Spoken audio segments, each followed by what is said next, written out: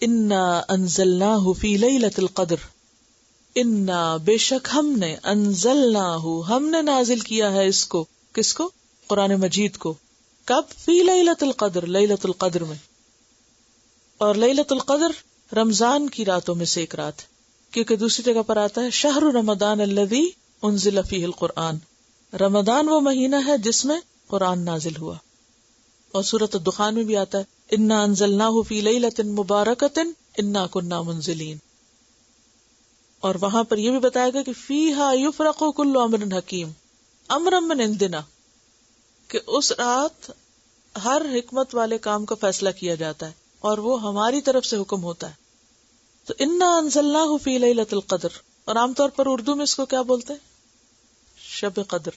اردو میں قدر کا ترجمہ قدر ہی کیا گیا ہے، ورنہ قدر کے کئی ایک معنی ہیں، قدر و قیمت بھی، عزت، تقدیر، مقدار. تو عزت والی رات کیوں ہے یہ؟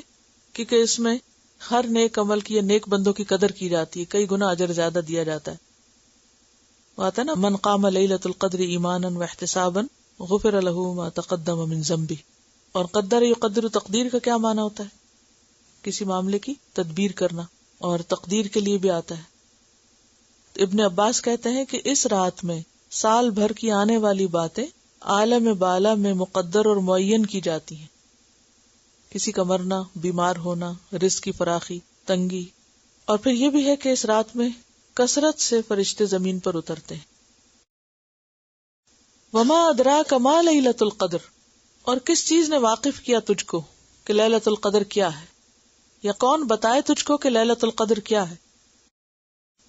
لیلۃ القدر خیر من الف شہر، شب قدر 1000 مہینوں سے بہتر ہے. یعنی وہ ایک رات ایسی ہے کہ جس میں 1000 مہینوں سے بڑا کام ہو گیا، یعنی قرآن کا نزول. اور ویسے بھی اس رات کی عبادت جو ہے وہ انسان کے لیے بخشش کا ذریعہ ہے. جیسے آتا ہے نا من قام لیلۃ القدر ایمانا واحتسابا غفر له ما تقدم من ذنبہ.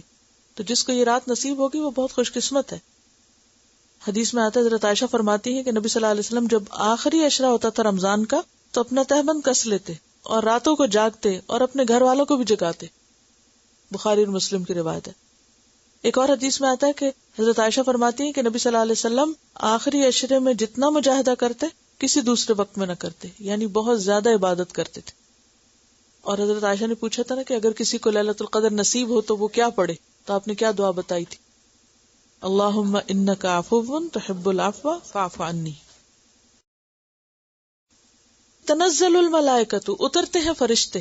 تنزل اصل میں تھا تتنزل، یعنی اترتے رہتے ہیں، یکے بعد دیگرے اترتے چلے جاتے ہیں، اور اس کثرت سے اترتے ہیں کہ زمین بھر جاتی ہے. فرشتوں کے لیے جگہ نہیں رہتی زمین پر، ساری زمین کو ڈھانپ لیتے ہیں.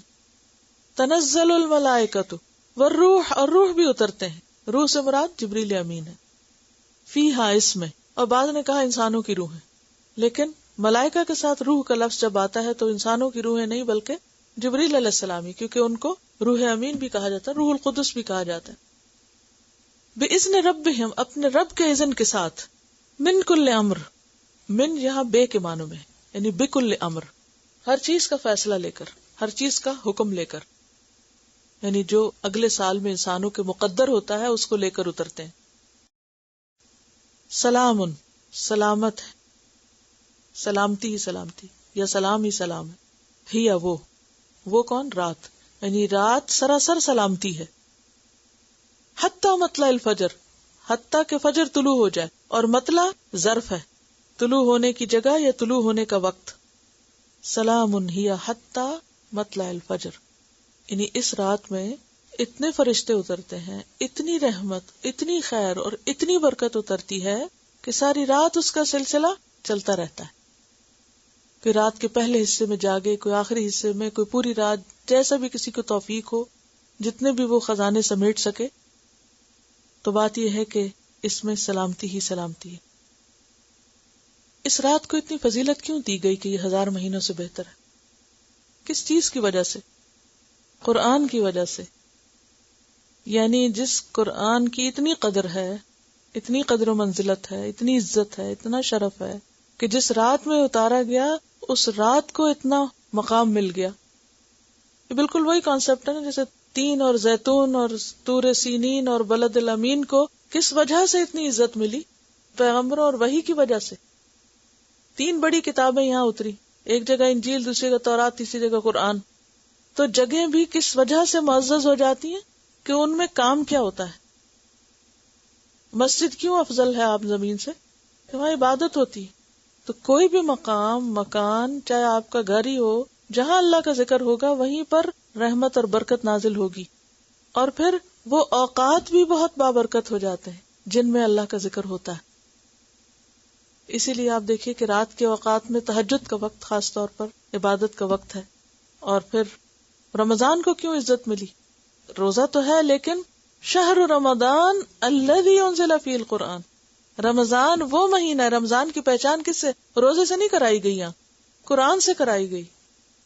شب قدر کو قرآن کی وجہ سے عزت دی گئی، البلد الامین کو اسی وجہ سے عزت دی گئی. تو اگر ہم اس کی قدر کریں گے، اس کو پڑھیں گے، اس کا حق ادا کریں گے، تو یہ ہو نہیں سکتا کہ پھر اللہ کے وعدے پورے نہ ہو. اتنا کچھ جاننے کے باوجود پھر بھی افسوس سے کہنا پڑتا ہے کہ بہت سے لوگ اس نعمت سے غافل ہیں، اس سے محروم ہیں، اس کی قدر نہیں کرتے، اس کی طرف توجہ نہیں دیتے، اس کو اہمیت نہیں دیتے. دنیا کا علم برا نہیں، لیکن اس سے دین کو چھوڑ کر حاصل کرنا، دین کا پتہ کچھ نہ ہو اور صرف دنیا کے پیچھے انسان بھاگا چلا جائے تو خسارہ ہے. وہ علم انسان کو اور زیادہ اللہ سے دور کر دیتا ہے. تو بار بار ان صورتوں میں جس چیز کی تکرار آ رہی ہے وہ دراصل کیا ہے کہ اس نعمت الہی کی قدر کی جائے. قرطبی نے ایک حدیث روایت کی ہے کہ جس شخص نے قرآن سیکھا مگر پھر اس کو بند کر کے گھر میں رکھ دیا یا لٹکا دیا، نہ اس کی تلاوت کی پابندی کی، نہ احکام میں غور کیا، قیامت کے روز قرآن اس کے گلے میں پڑا ہوا آئے گا اور اللہ کی بارگاہ میں شکایت کرے گا کہ آپ کے اس بندے نے مجھے چھوڑ دیا تھا، آپ میرے اور اس کے معاملے میں فیصلہ فرمائیں. جیسے ایک اور جگہ پر آتا ہے نا، القرآن حجت لک او علیک، یا تو قرآن تیرے حق میں حجت بنے گا یا تیرے خلاف بنے گا، یا تو تیری سفارش کرنے والا ہوگا یا تیرے خلاف مقدمہ قائم کرنے والا ہوگا. تو یہ کتاب کو معمولی کتاب نہیں. ہم اس کے لیے قدر و عزت و منزلت بس کتنی سمجھتے ہیں کہ بس اوپر رکھ دیں، یا پھر یہ کہ اس کو چوم لیں، یا یہ کہ اس کو صرف ظاہری عزت و منزلت دیں، جبکہ جس مقصد کے لیے آئی ہے اگر وہ پورا نہیں کیا جائے گا تو صحیح عزت اور قدر و منزلت اس کی ہو نہیں سکتی. وآخر دعوانا ان الحمد للہ رب العالمین. سبحانک اللہم و بحمدک، اشہد ان لا الہ الا انت، استغفرک و اتوب الیک. السلام علیکم و رحمۃ اللہ وبرکاتہ.